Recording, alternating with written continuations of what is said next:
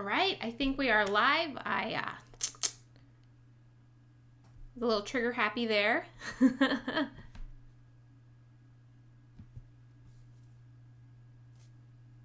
So, sorry, I am literally the least YouTube tech person that you will meet. So, apologize while I get live streaming here. Let me know if y'all can hear me. Instead of the same old, where are you watching from? I want to know, what are you sipping on at your desk? I want to know what you're drinking. You don't have to lie if it's, a margarita or a glass of wine. It's still a little bit too early in the day for me. I am drinking a hibiscus LaCroix. I just got that open here before I started. So share with us what you're drinking here today on your desk. And we are going to get in and get started. So today's live stream is going to be all about how to research your videos to ensure you get views, okay? I got my notes here. We got people drinking coffee. We got people drinking core water, coffee and water. I do have my water as well, so I am double fisting here. Brisk tea, LaCroix, fancy. Yes, Rob, I am fancy. But awesome. So like I said, this live stream is going to be all about how to research your videos to make sure you get them in the best position possible to get more views, okay? Because what I find is a lot of the times, topics people are picking aren't necessarily the best position to target those topics. And I'm going to dig a little bit more into that in a little bit. But before we do, obviously we want to get through a little bit of housekeeping. There will be plenty of time after this live stream to answer every single one of your channels. So there is a form around here for you to drop your questions. Please drop your questions in there because the chat box here on YouTube goes so fast. It's really hard to keep track of all the questions. I can see it just going right now with everything everybody is drinking. So make sure you leave that question in that form. Like I said, I will be saving all the questions to the end. Otherwise, I get too distracted and wanting to answer your questions, and I'm not giving you the best stuff you came here for today. So I really want to stay focused on what it is that I want to share with you here today before I answer any questions and get sidetracked, because I got a mind like a squirrel. If I see a question and I'm looking at the questions, I'm going to lose track. I also want to thank TubeBuddy for having me stream here today. Also, Andrew and Rob for manning the chat and getting all those questions over and setting everything up. Thank you very much. And one last thing is, yes, it will kind of bright in here. The sun is set on this side of my house in the afternoon, and I can't really, control the sun. So we will be a little bit bright in here. I do apologize. But we're just going to go with it. So if we have not met before, if you've not seen me, my name is Trena Little. I have a channel called Tips with Trena where I focus on really helping business owners, entrepreneurs, and content creators use YouTube to grow their business through organic traffic, right? So I talk a lot about how to use YouTube to get people to see your content on your email list and in funnels to sell courses or your services. So I focus a lot with course creators and service providers. I'm also the creator of the program Video Strategy Academy, which has just over 200 students inside. And my business also has an agency that helps content creators and business owners create a YouTube workflow and manage their channel for them. So there's a lot going on here. I get to see a lot of behind the scenes of YouTube, what's working, what doesn't, and I craft a lot of strategies. And one of the biggest things that I learned that people struggle with is really picking the best videos because they don't do the research. So that's what we're going to be digging into.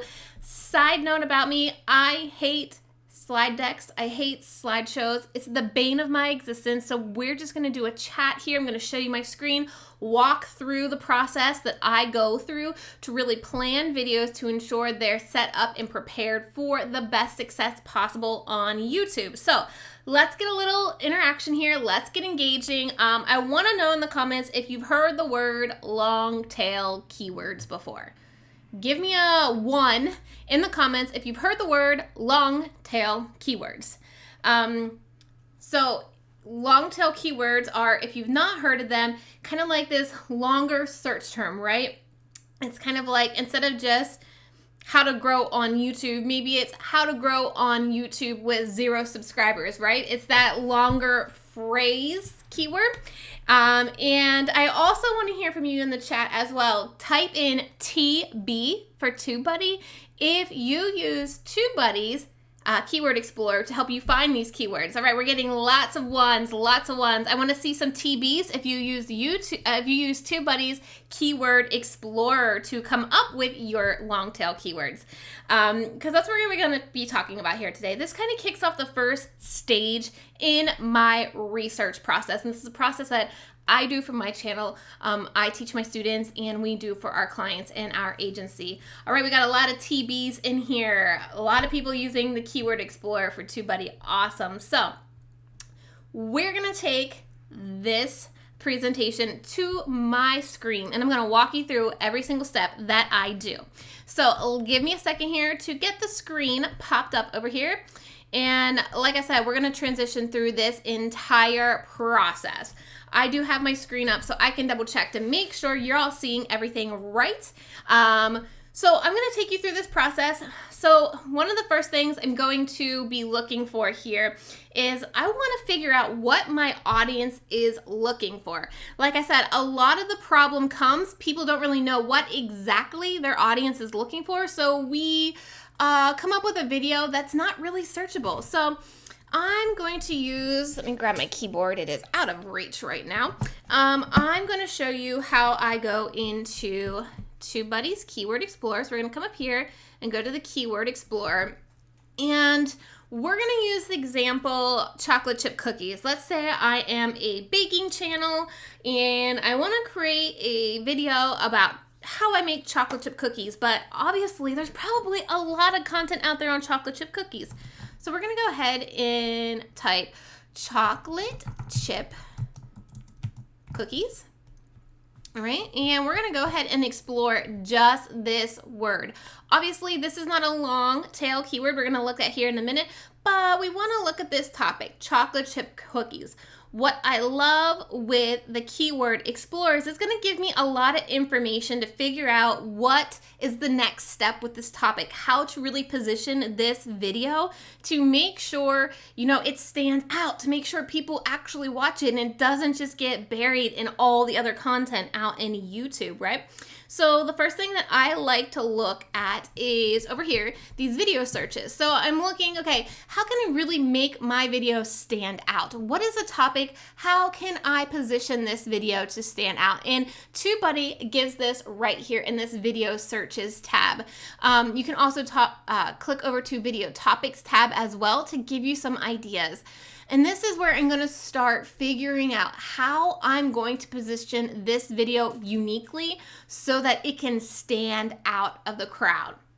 Okay, so once I see this, the next thing I am looking for is I want to see how well it is searched. Again, this is the biggest mistake I see so many people get into is like we hear niche, niche, niche so much. And I know it's been talked about here on TubeBuddy, but they also talk about how it's not necessarily niching to a very small channel, but it's more about niching specifically to an audience member, right?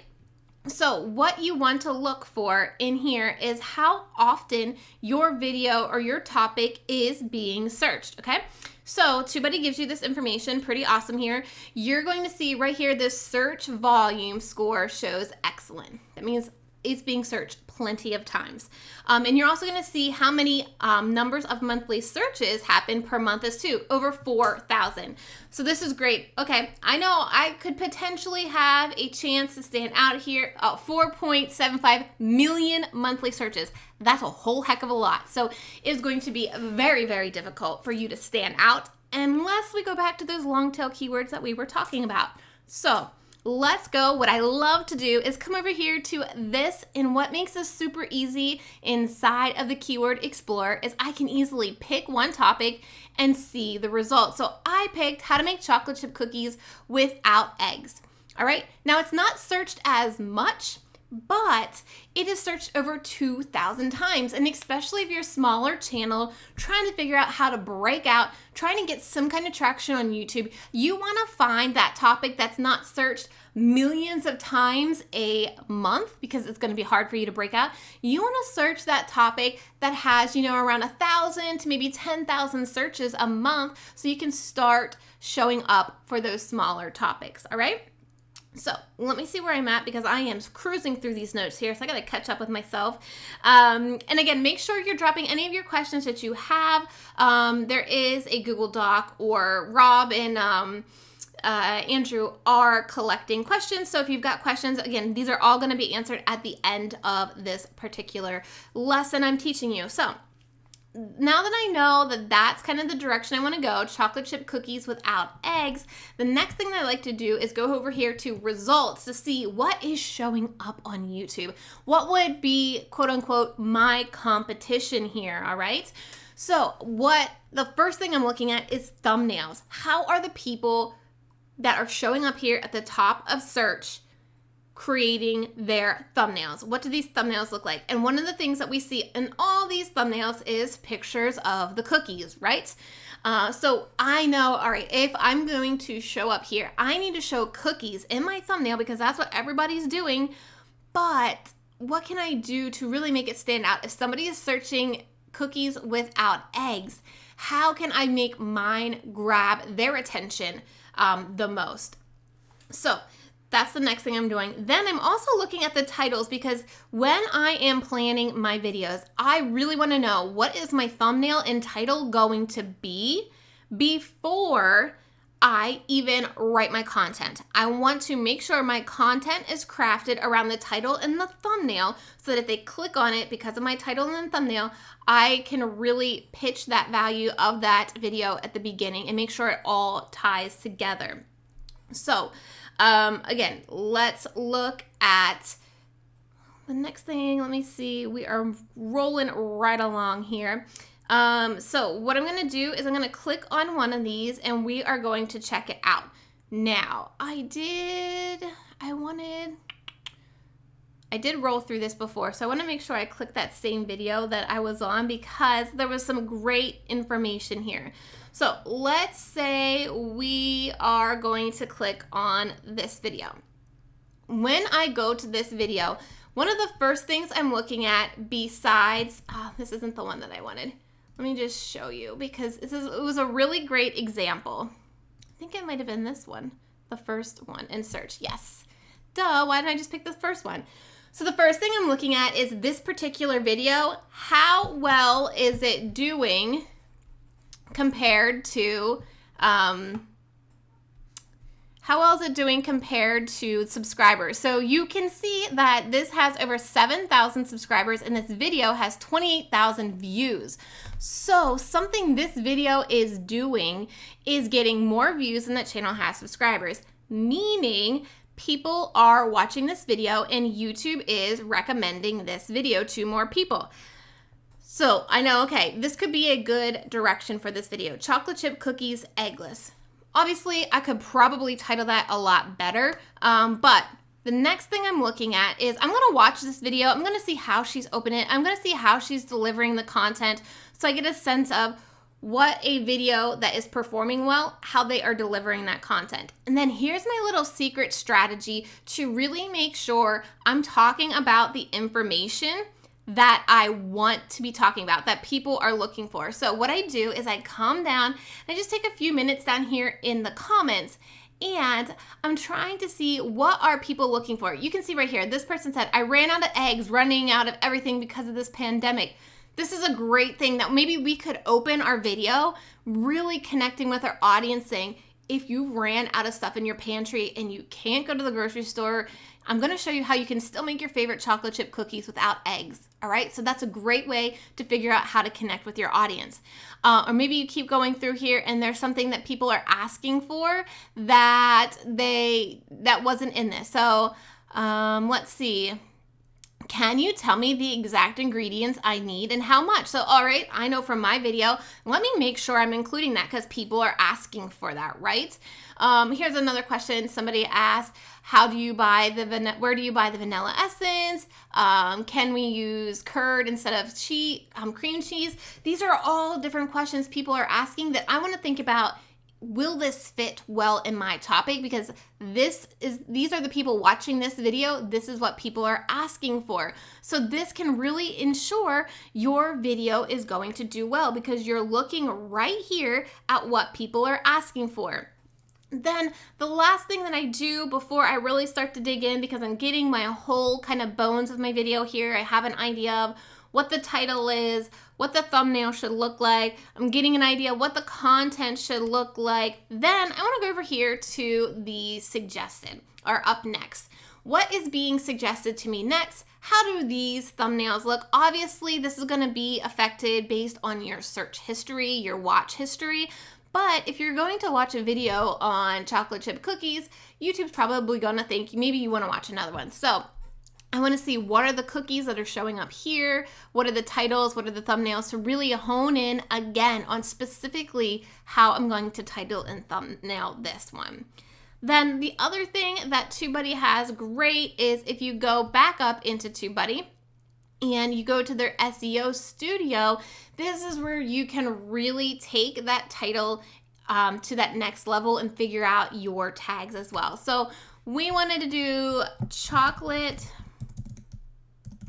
chip cookies eggless. Let's actually put eggless at the beginning because I feel like if people are searching for that, eggless chocolate chip cookies. So we're gonna hit start, and what the SEO studio does is it says, okay, this has about a 62%. I need to include my target keyword naturally in the title, so my title needs a little bit of work, and then it's giving me some suggestions here in the description box as well. So eggless chocolate chip cookies that are easy to make. So we pop that in there and we want to see how that does. So eggless chocolate chip cookies that are easy to make. Okay, so that's include your target keyword.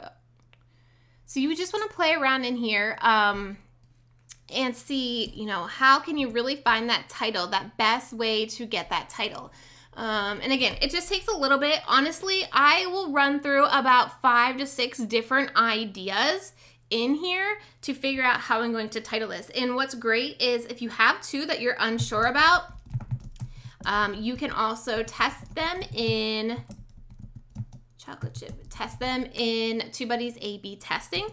And that's a great way as to then you can go to next. And again, you're going to want to make sure all of these are green. We're not going to sit here and go through this entire thing right now.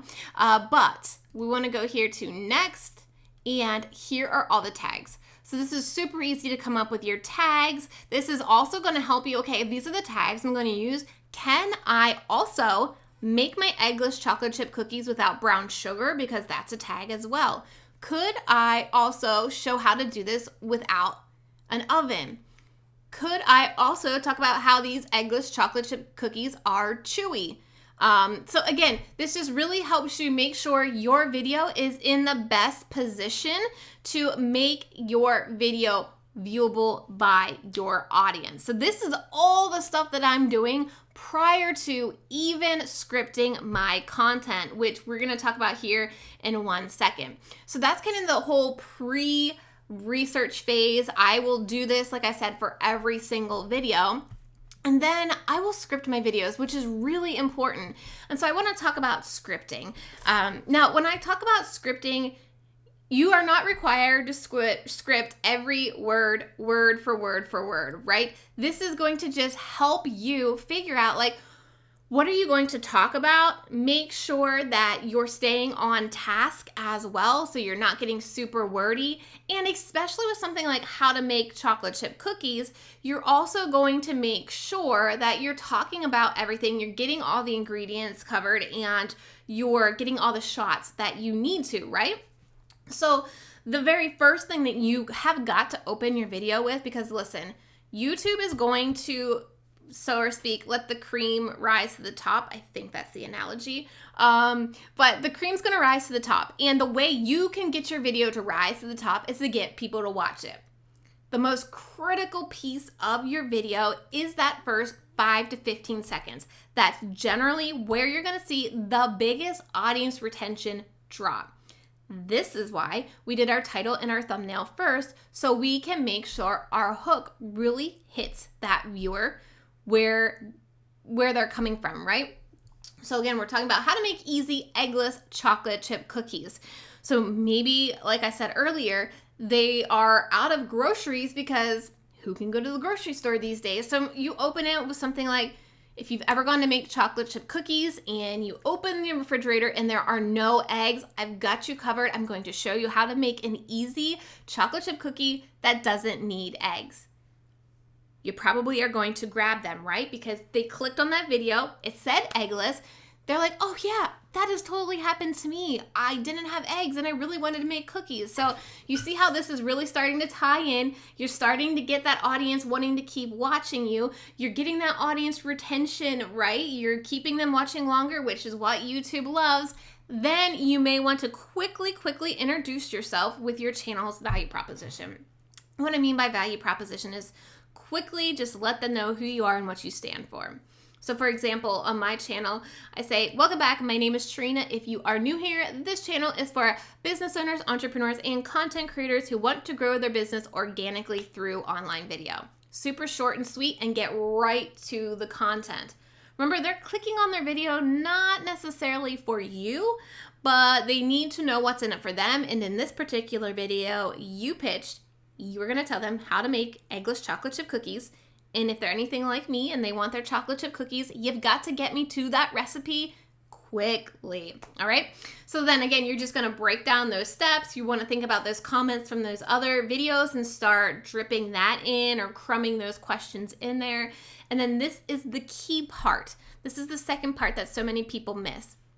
Because remember, YouTube is going to push videos more if they click on it. So if your video and video from Johnny C are being shown side by side and more people click on Johnny C's video because his title and thumbnail got higher clicks, then his video is going to rise to the top, right? But if you really focused on planning your title and your thumbnail, so your video is getting clicked more than Johnny C, yours is going to rise to the top.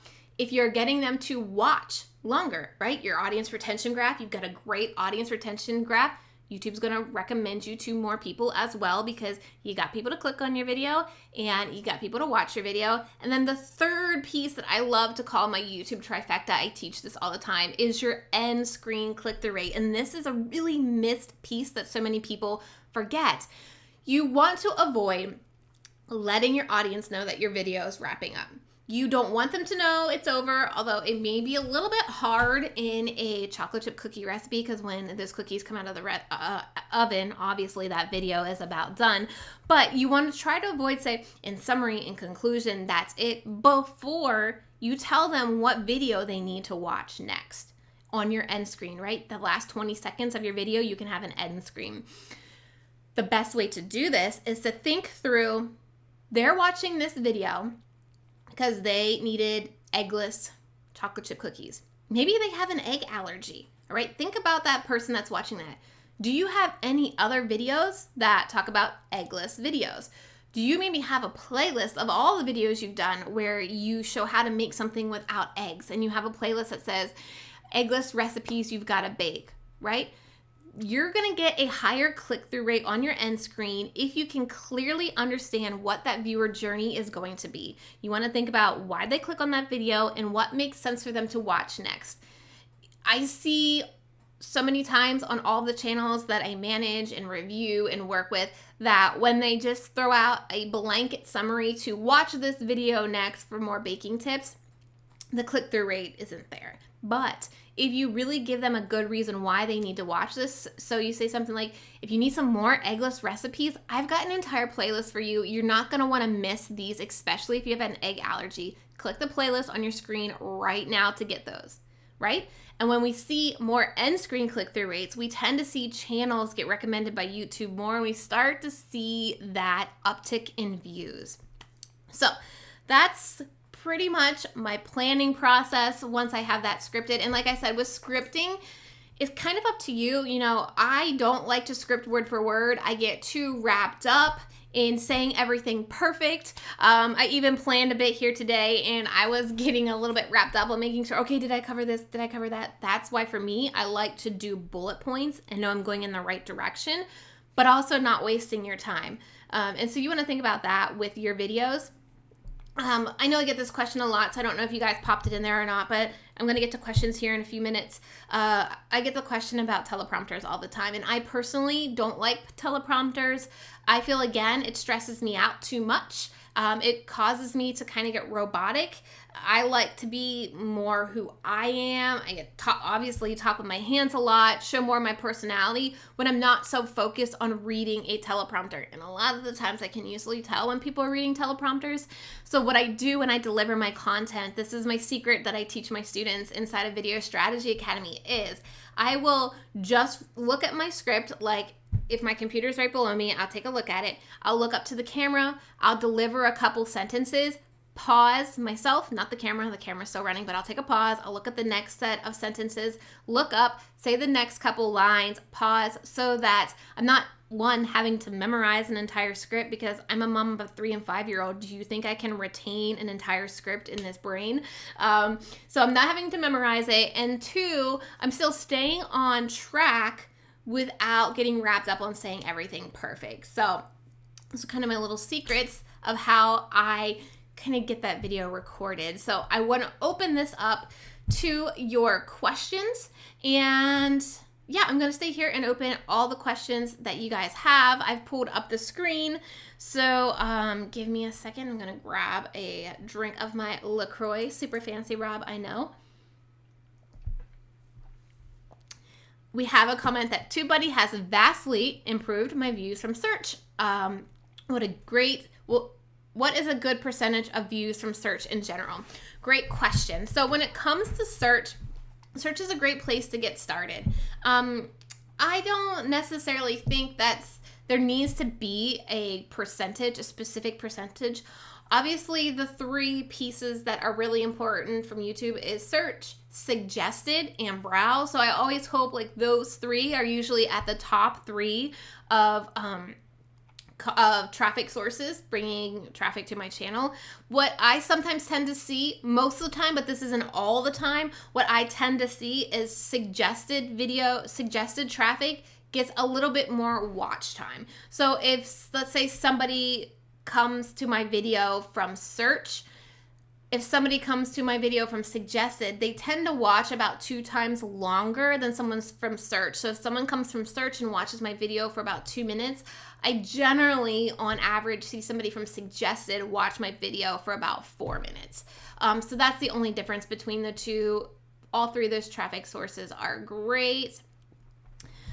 I am a cat photographer taking pictures.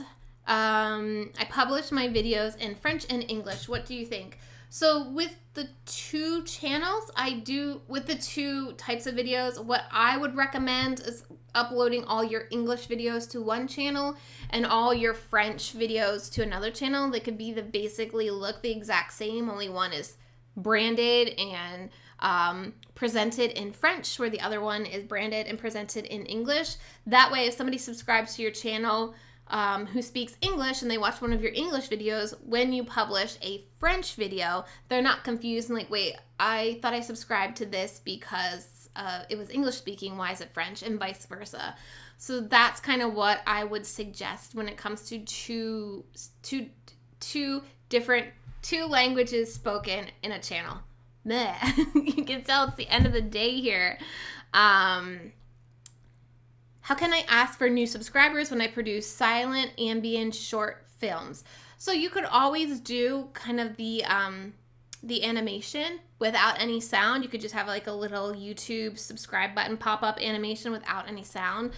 You can also ask in this description box as well, because then you're not having to say it in your videos. These questions keep popping up and I keep losing track of where I'm at. What is the difference between keywords and tags?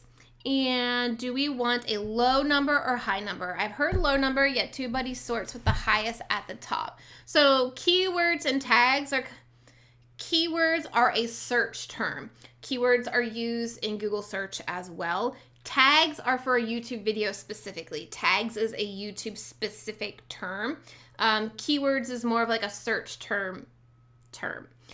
So they're basically the same thing, only tags are used for specifically YouTube videos. As far as a low number or a high number, I'm not sure specifically what you're talking about, but you can have up to 50 characters of tags in the tag box. And I don't always max out. I will just put tags in there that make sense. I will scroll through TubeBuddy's suggested tags. All the ones that are lit up green for me, those are the ones I will definitely add. If there's some yellow ones and it makes sense and that's what my video is about, I will also add the yellow ones as well if it fits.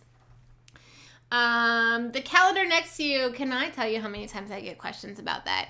Is that your video schedule or all social media? So right now, what is over there is, yes, it's my YouTube content, but where you see a lot of those stickers, that is my launch. So I will be launching my program to the public in August. So I have everything mapped out there, what email goes live when, what social media post goes live. So the bright yellow are emails that get sent out. The blue are live streams. The yellow are Instagram live. So it's kind of both, but it's extra heavy there because that is when I am opening the doors to my program. So that is the calendar behind me. I get to ask all the time.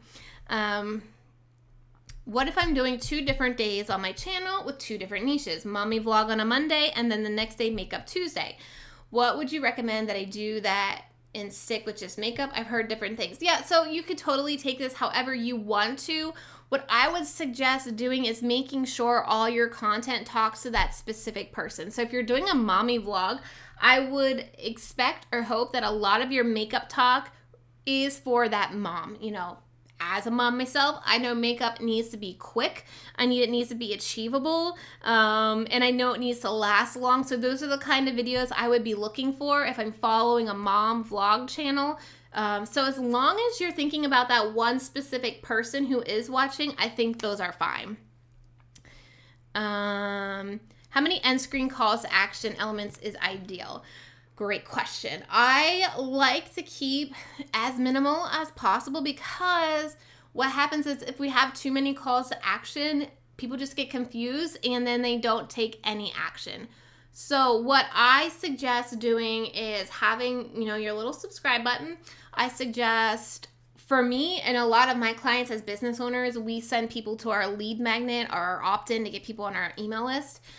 That is another one. And then I will have just one video or a playlist so that I can clearly say in my video why they need to watch this one next to really hone them in to click on that. So that's usually 3 with that lead magnet and that subscribe button. But like I said, I want to get people to watch more content because if people click on my video and people watch to the end and they watch another one, that's kind of like, I like to think of it as Mario Brothers. Remember when you went down into that little green tube and you had to collect all those gold coins?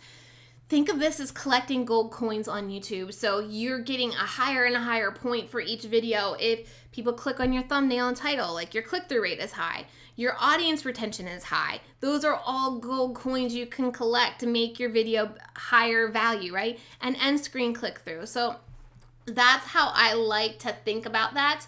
I forget what the initial question was. So that's why I really focus on having that specific video at the end so that I can see that higher click-through rate and I can collect more of those gold coins in quote-unquote YouTube's eyes.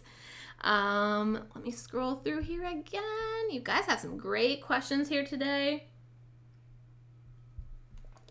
Changing camera angles and B-roll is helpful for audience retention.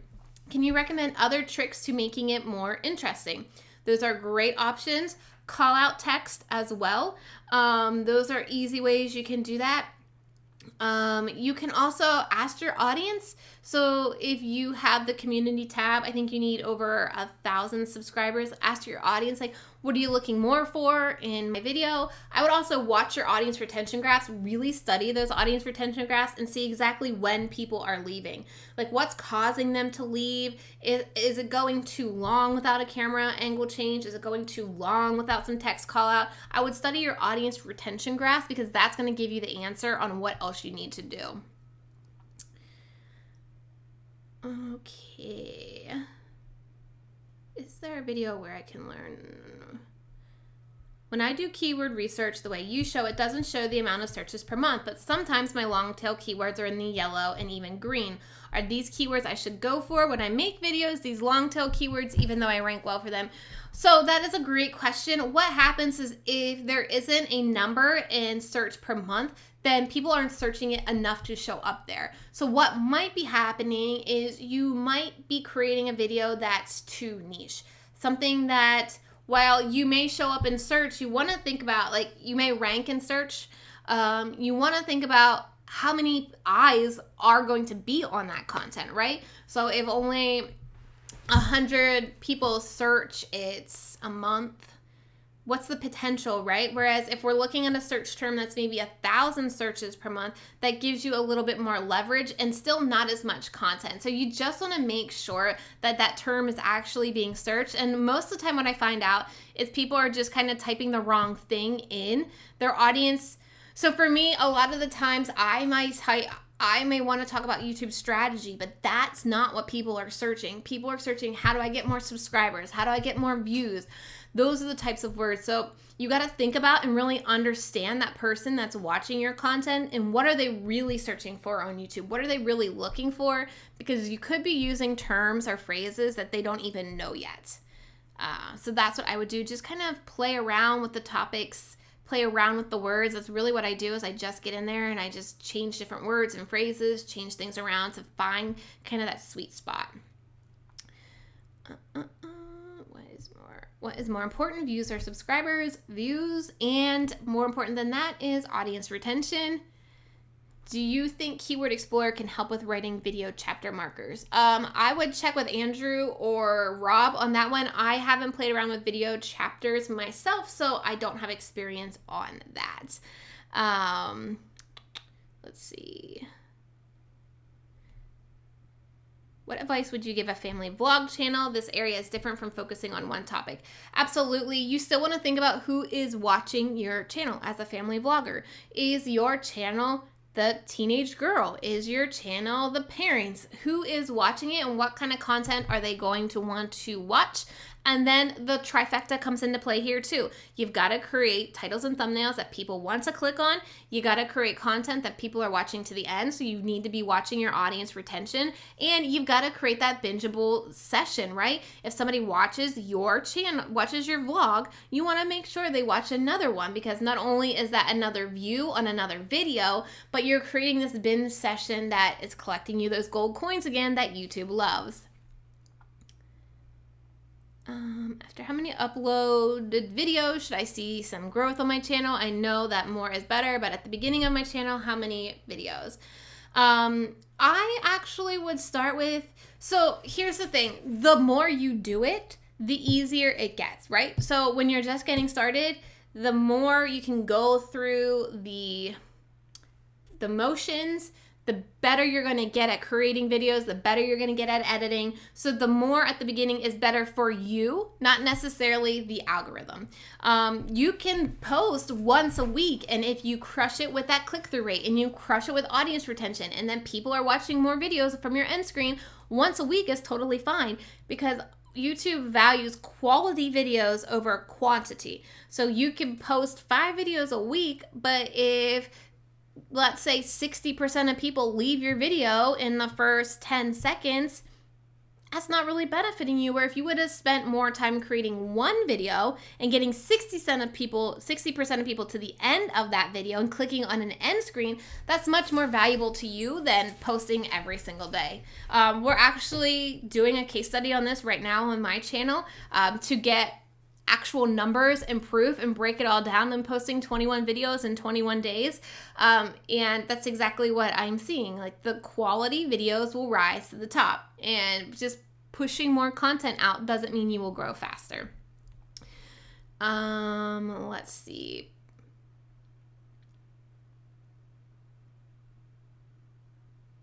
I'm making sure I got all you guys' all your questions answered here. How to come? Okay, I think. And again, Rob, let me know that I'm good here. I think they got a couple more here.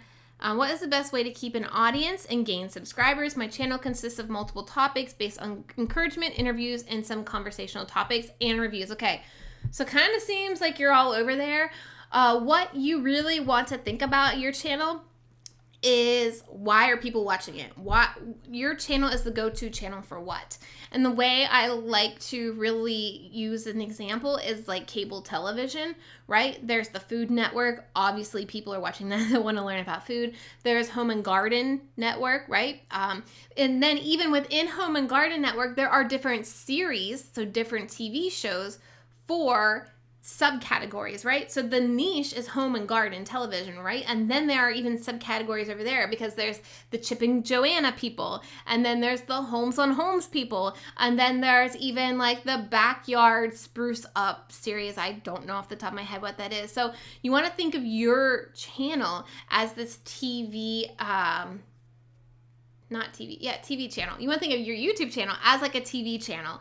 Think about who is watching your channel. Think about that person watching their channel and why they're going to come to your channel. So if you are doing all of those things, encouragement videos, interviews, conversational topics, reviews, I would make sure it all falls into one type of category, and then they fall into subcategories, right? Let's say, again, I'm just pulling this out of my head. Let's say your channel is all about mindset.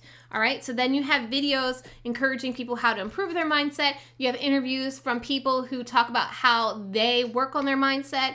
You have conversational topics around mindset, and you have reviews on maybe apps or books about mindset, right? So you have these different types of subcategories, but the entire channel as a whole is about mindset, right?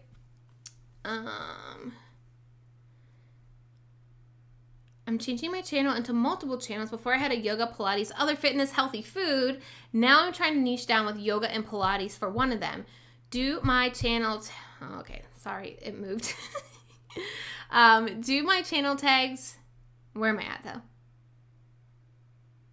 All right, so this just updated and moved everything around. I apologize.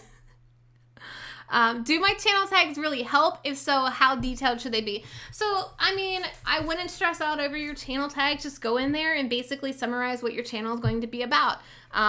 Yoga tag, Pilates tag, beginner's yoga tag, beginner Pilates tag, how to do yoga tag, how to do Pilates tag. So just, I mean, I wouldn't stress over it. I wouldn't overthink it. I would just get in and describe what your channel is about. What kind of camera is the white one behind you, and what are your thoughts on the Rode mic attached to it? So it's the Canon EOS. And again, the reason why I picked that particular camera is because, as I said, I am not a tech person. I like my tech to be super simple. Otherwise, I will not do it. I'll get frustrated. I don't like to change. So the reason why I picked that one is once I figured out the settings on it, I can just pop it open and record, and the mic is good enough for me thus far. Again, I want it to be super simple. I am using a Blue Yeti mic right now, right here for this live stream, and I was using that with my Canon G7X back there. But what made that difficult is those two separate files. So there was a video file and there was an audio file, and syncing them was a pain in the butt. I like to make things simple. So with that camera, I could plug in that external mic. And like I said, thus far, it's been pretty good. I've even shot some videos outside in our screened-in porch. I shot some videos in our living room downstairs, which has hardwood floor and higher ceiling, so it gets pretty echoey. And the audio was still pretty decent. I was surprised when I started editing that how decent that audio was. So far, so good. What is better to upload? Any 90210 related videos or any topics of movies? How do you put closed captions on video? So closed captions is actually in the settings of the video. You can go in and edit and do that. When it comes to like movies and TV channels, like reviews, I would be very cautious because like now they're creating no new content, right? So it's going to be hard to review specific television shows or movies since there aren't being any produced. So I would just think about like long-term where you're at, like what is your overall. So my mentor and a client of mine, Tim Schmoyer at Video Creators, really talks about making sure your channel is based around a belief system. Your channel is more survivable when it's based around a belief system and not necessarily a topic. So what's the overall belief system of your channel? And I know that's a really hard one to do. I'm still struggling with really nailing what the belief system is on my channel. But if you can really revolve it around a belief system instead of like a specific thing, that's where you're going to see more growth, and that's where you're going to see a stronger community because people connect over beliefs and not necessarily topics. Okay. Whew. Well, we are 45 minutes in. Thank you guys so much. I'm just going to check, make sure, see if there's any comments here in the chat on YouTube. I'm going to grab a drink.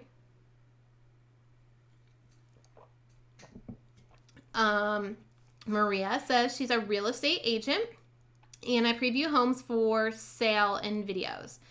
Client testimonials, but I've also added cooking recipes and how to make cocktail playlists. Also home decor. What are your thoughts? That's a lot of stuff going on there. I would separate your real estate for sure and have another channel for like, what did you say? Cocktails, which I would love that channel. Cooking and cocktails. So if you could tie around something like, so I know a big topic is large family meals. So maybe if you are just, you know, you and your significant other or by yourself, maybe you talk about that instead. Dime more. I'm sorry. I try to go through those questions, all of them. It was glitchy and jumpy when people pop more questions in. So if you want to drop your question in there in this chat, I can do a couple more minutes here before I have a child bust in because childcare is wrapping up here. So feel free to drop any last minute questions here in the YouTube chat because I can see that one right now. But that's what I would do. Who was that? Maria? That's how I would think about it. Your real estate videos just aren't going to make sense for the people that are watching for food recipes and cocktails. So before we all wrap up though, I do want to hear from you guys. What was your biggest takeaway? I talk about a lot here. I talk about a lot of YouTube stuff in general. So I want to hear from you. What was kind of your biggest takeaway or your favorite thing you learned here today? Because again, it just helps me figure out like what is really helpful to people. I'm in YouTube all day, 4 days a week because I work Monday through Thursday. And so it can be kind of hard for me to have these blinders on and really see what's helpful. So I would love to hear what kind of your biggest takeaway was. Dime more. Yes. Could you just pop your question here in this YouTube chat so I can see it better? That'd be pretty easy. How long would you say it takes to be seen as successful on YouTube? Oh, it's kind of like the question, did the chicken or the egg come first? It just takes work. Takes consistency, persistency, always looking at your numbers and making them better. So always looking at your thumbnail, the YouTube trifecta, like I like to call it, always looking at your click-through rate, your audience retention, and your end screen click-throughs. Those are the numbers that are going to really help move the needle on your channel. And really just studying what's working on your channel and doing more of what works and less of what doesn't work is how you'll be successful on YouTube. Scripting is difficult when doing wildlife. Any suggestions? Yeah, so that's a difficult one. That's kind of like vlogs, KJ's photography. Okay, so with that, I would try to figure out, because storytelling is what really people are looking for on YouTube, and that's how you're keeping people watching. So is there a type of story you could craft out of this? Like maybe the story is about you going to get this particular bird on video and you're sharing with us, okay, well now it's this hurdle that you're struggling with is, okay, it got cloudy. I'm not sure if I'll get the shot. It's too late in the day. Like just sharing with us the story on how you're getting that particular shot, that could help. My channel is about me cooking Filipino food. Any advice for niching down? I think you're good. Cooking Filipino food, that's pretty niche. You're not just cooking any type of food. You're cooking Filipino food, so that's pretty niche. The biggest takeaway was looking at what other people are asking in their videos relating to yours. Yeah, that's kind of our little secret that we do here when we're crafting out content for our clients. You debunk some of the theories, but I think I will try your way and see what's best for my channel. Yeah, and always look at your numbers, right?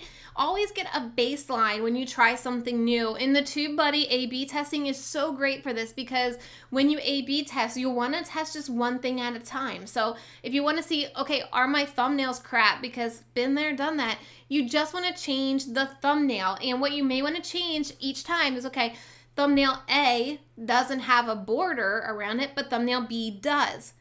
So you test that and see, does the border perform higher than the non-border? Okay, maybe it does. So the next thing you want to try, maybe you add an emoji to your thumbnail text, and this one you don't. So you have two borders. This one has has some emojis on it, and this one doesn't. Which one gets higher? So the A/B testing really allows you to figure out what works. Then once you figure out that thumbnail, then you can move down to that title, right? And you can test your titles. So you don't want to test everything at once because that doesn't really show you what's actually working and moving the needle forward. You want to test one small thing at a time to see what makes a difference. Sometimes it doesn't even make a difference at all, but that's how you want to do that. I'm going to go through here for just a couple more minutes. Is it worth making videos for keywords where competition is high, but the search volume is also high and there's room to rank through optimization? Great question. So I would say you can always shoot for the stars, right? What you can look at is how can you make your title and thumbnail better? Because if people are going to click on your title and thumbnail versus all the other competition out there, all right, good. But your key after that is to make sure they're watching your video longer, because if you can prove to YouTube people will click on your video more than everybody else in that highly competitive keyword and watch your video longer than everybody else's in that highly competitive keyword, and the trifecta, click on an end screen more than anybody else in that highly competitive keyword, absolutely you can still outrank competition. So great question. Okay, how are people making videos on anime review? I'm not 100% sure. Software guide. That's obviously, I don't do many review channels. So that's something I can't necessarily offer an answer to. All right, so I'm going to wrap this up here. If you have any questions, don't hesitate to reach out to me. I am on Instagram as well, Trena, my name, _Little. I'm over there all the time. I answer my DMs. My channel name is Tips with Trena. I think TubeBuddy will have it listed below. Thank you everybody for being here today and taking your time to show up and listen. Thank you TubeBuddy again for having me, and thank you Rob and Andrew for hosting the chat and keeping everybody aligned. I hope you all have a great rest of your day, and I will see you next time. I gotta find the end stream button. Okay, bye guys.